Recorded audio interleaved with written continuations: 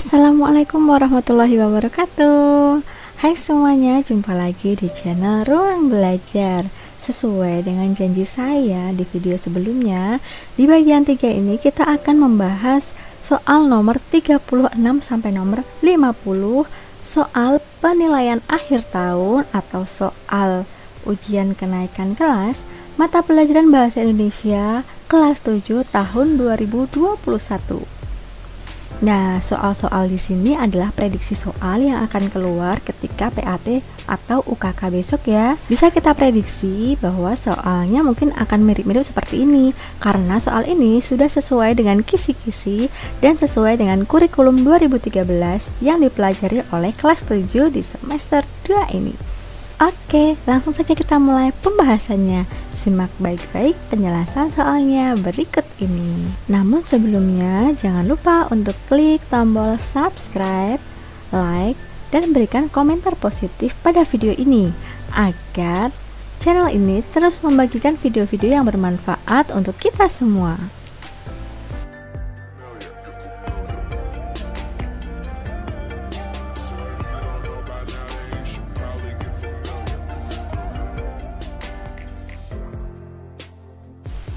Lanjut nomor 36. Penulisan alamat tujuan surat dinas yang benar adalah, kalian diminta untuk memilih jawaban yang paling tepat tentang penulisan alamat tujuan surat dinas. Oke, langsung saja kita lihat opsi A. YTH titik.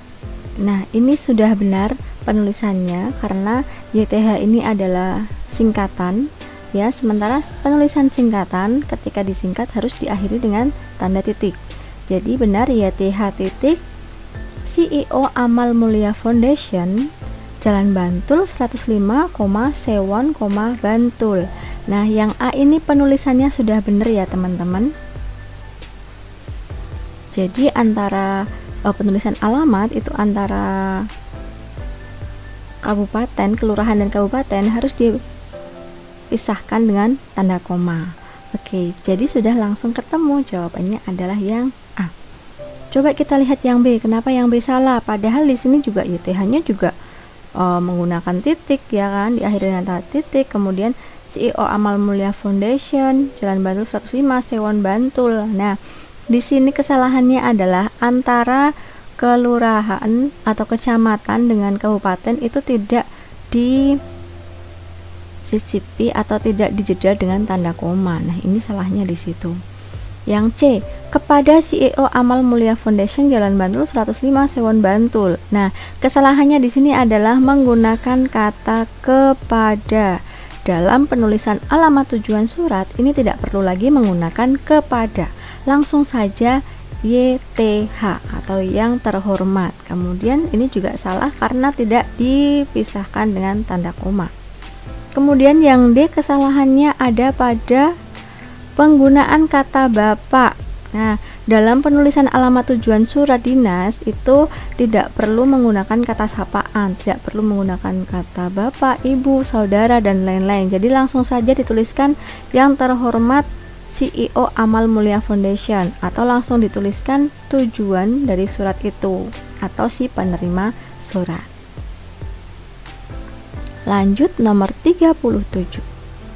Penulisan penutup surat dinas yang tepat adalah, nah, kalian diminta untuk menentukan penulisan penutup surat dinas yang paling tepat ya.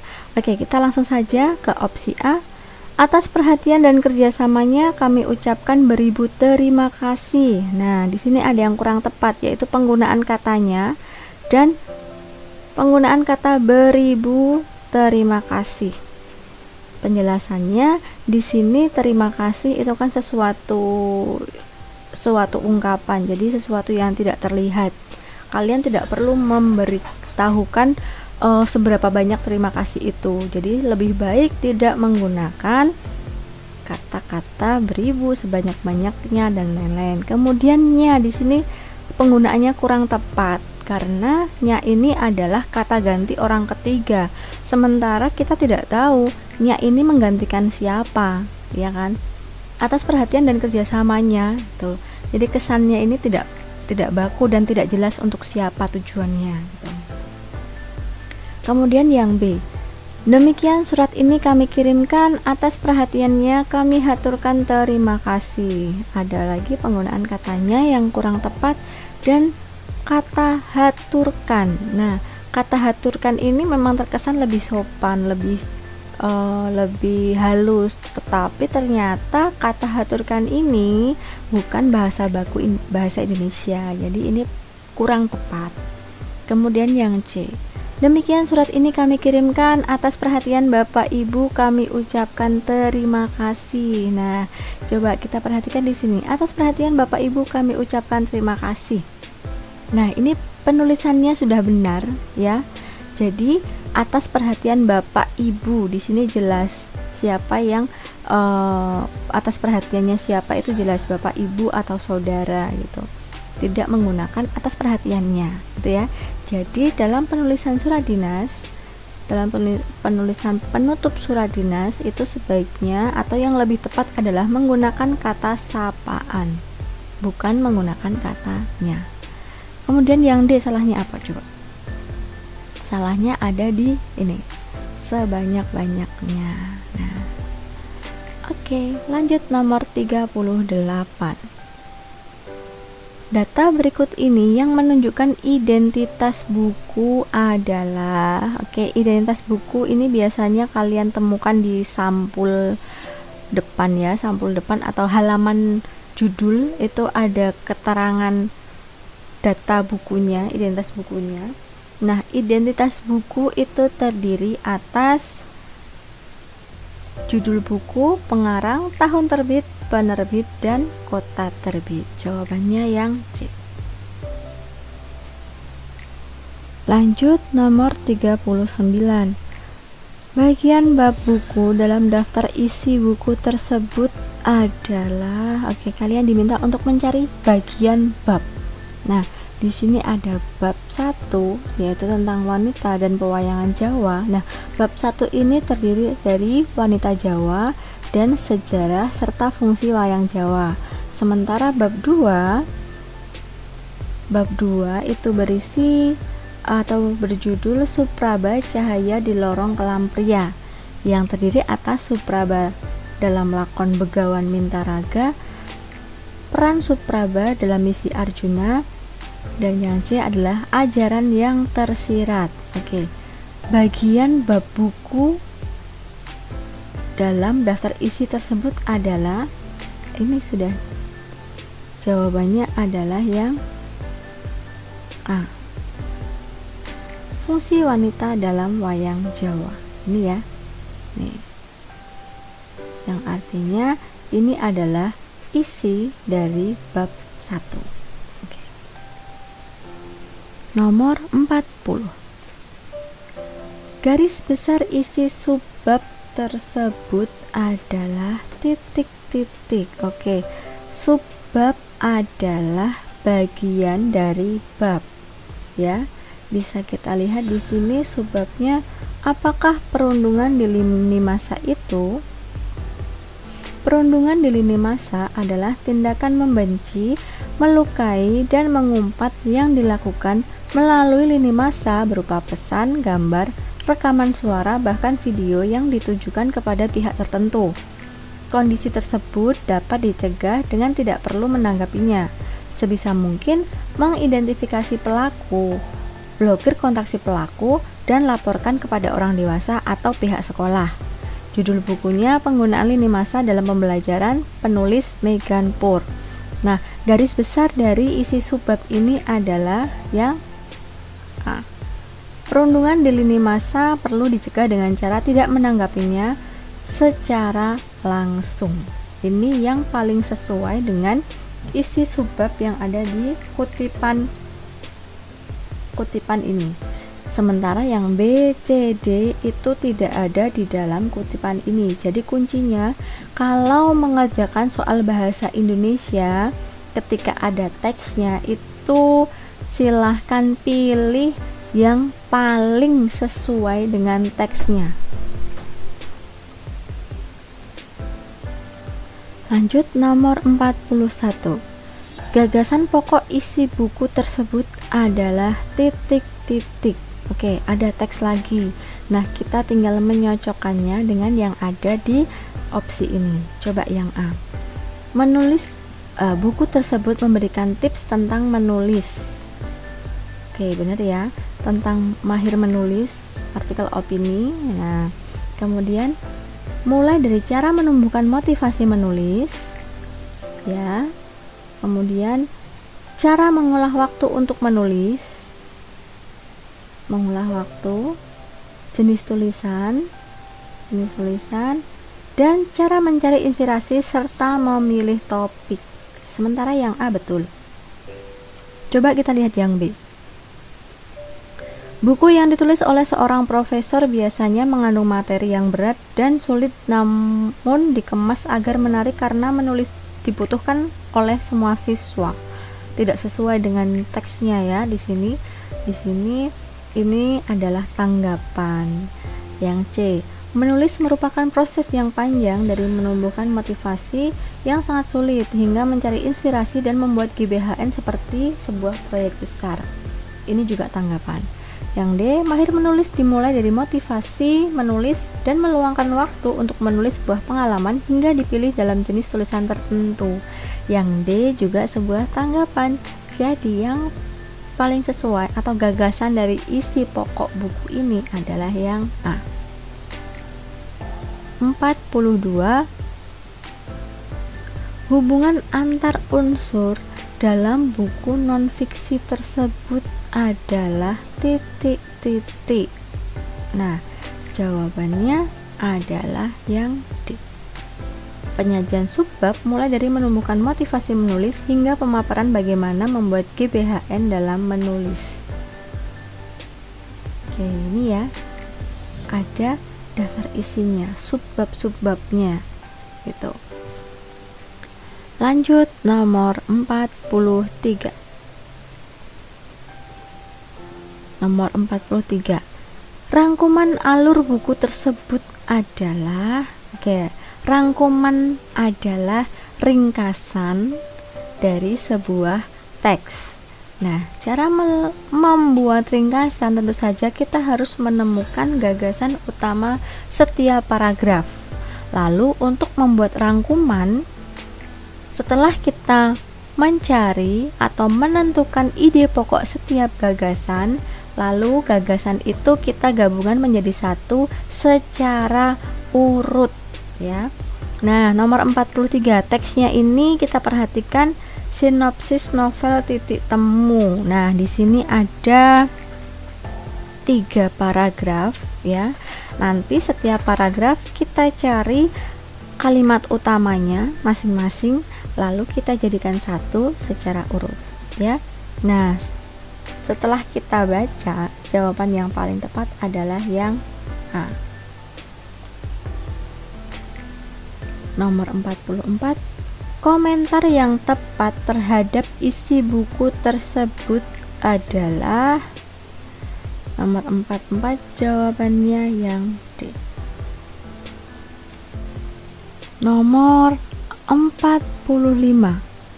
Perhatikan peta konsep berikut untuk mengerjakan soal 45, 46, dan 47. Oke, nomor 45.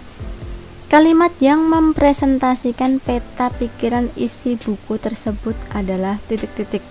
Oke, jadi ini kalimat A, B, C, D ini yang mempresentasikan atau yang menjelaskan dari peta konsep ini adalah yang paling tepat yang mana? Coba kita cari. Yang A. Dalam buku pengobatan dengan herbal dan pijat refleksi, cara mudah hidup sehat alami meliputi 4 bagian. Oke, ya betul ya, 4 bagian. Yang pertama, khasiat herbal tanaman obat, betul. Kedua, tentang khasiat buah dan sayuran, betul. Ketiga, tentang terapi pijat refleksi untuk berbagai penyakit, sesuai. Dan keempat, tentang penyembuhan alternatif dengan ramuan tradisional. Oke, sesuai juga. Jawabannya yang A. Nomor 46. Komentar terhadap sistematika buku sesuai peta konsep tersebut adalah titik-titik. Nah, jawaban yang tepat adalah A.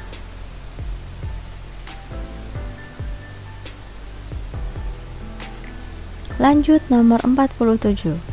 Tanggapan berkaitan dengan kebermaknaan buku adalah A. Buku pengobatan dengan herbal dan pijat refleksi cara mudah hidup sehat alami bermanfaat untuk memperkenalkan khasiat sayur, buah, tanaman herbal, dan pijat refleksi.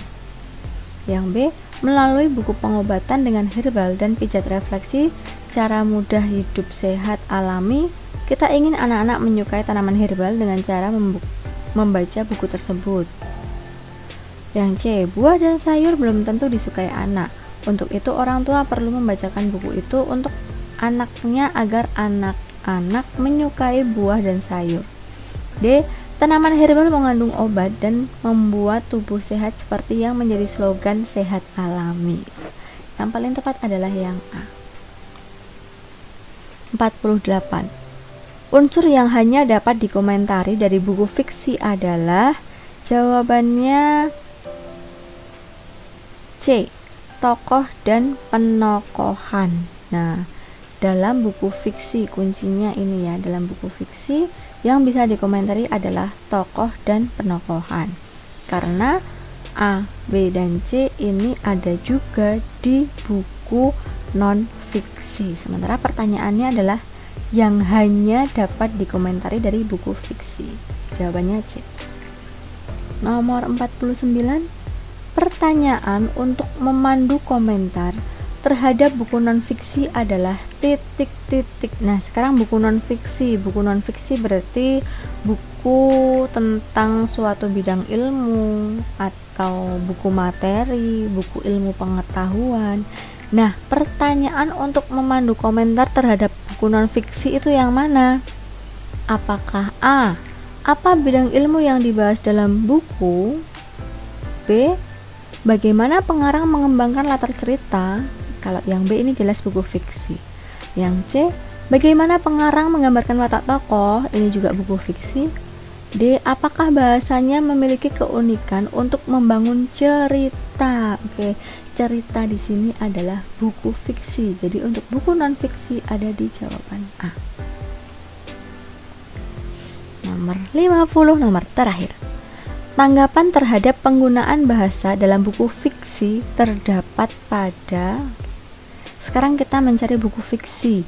Buku fiksi adalah buku cerita, buku karangan yang tidak terjadi di dunia nyata atau sebuah cerita khayalan. Nah, coba kita lihat. Apakah yang A? Buku fiksi perlu dipahami secara menyeluruh agar kita dapat mendapatkan sesuatu dari buku tersebut. Terkadang dari buku fiksi kita dapat belajar sejarah, belajar bahasa, belajar menyelidiki sebuah kasus, dan belajar ilmu lain. Belajar ilmu lain. Oke, ini adalah dari buku non-fiksi. Yang B. Novel perahu kertas perlu dibaca oleh remaja sebagai penambah wawasan dalam pergaulan dengan konflik khas remaja yang tidak terlalu alay. Novel ini bisa memotivasi remaja untuk menanggapi cita-cita seperti yang diinginkan. Oke. Nah, ini memang tanggapan dari buku fiksi. Ya. Tetapi yang ditanyakan adalah penggunaan bahasanya. Sementara ini bukan penggunaan bahasa. Jadi jangan terkecoh ya, jangan jawab yang B. Yang C, dalam novel Aroma Karsa, kita dibawa ke dalam negeri antah berantah di Gunung Semeru dengan kehidupan gaibnya yang sungguh terasa nyata. Tokoh jati besi dengan indera penciuman tajam mampu mendeteksi kelebatan makhluk astral yang lewat. Nah, ini juga buku fiksi ya teman-teman, tetapi tanggapannya bukan tentang penggunaan bahasa. Sementara yang ditanyakan adalah penggunaan bahasa. Jawabannya coba yang D. Nah, yang D benar nih. Penggunaan bahasa dalam novel remaja biasanya menggunakan ragam santai bahkan bahasa gaul. Hal itu membuat pembaca yang berusia remaja menjadi nyaman. Namun novel seperti itu membutuhkan revisi saat bahasa yang digunakan telah berkembang. Oke ya. Ini adalah tanggapan tentang penggunaan bahasa. Jadi jawabannya yang D. Oke, sudah selesai pembahasannya. Kita sudah membahas dari nomor 1 sampai nomor 50 lengkap. Baik teman-teman, demikian penjelasan dan pembahasan soal penilaian akhir tahun atau soal ulangan kenaikan kelas mata pelajaran Bahasa Indonesia kelas 7 tahun 2021. Apabila ada materi atau ada penjelasan yang kurang jelas, silahkan ditanyakan di kolom komentar atau boleh follow Instagram saya di @indriastuti2305 tanpa spasi. Semoga nilai ulangan penilaian akhir tahun dan ulangan kenaikan kelas kalian besok memuaskan ya, sehingga kalian bisa naik ke kelas 8 dengan nilai yang memuaskan. Oke, sekian dari Miss Indri. Wassalamualaikum warahmatullahi wabarakatuh. Sampai jumpa di video selanjutnya. Dadah.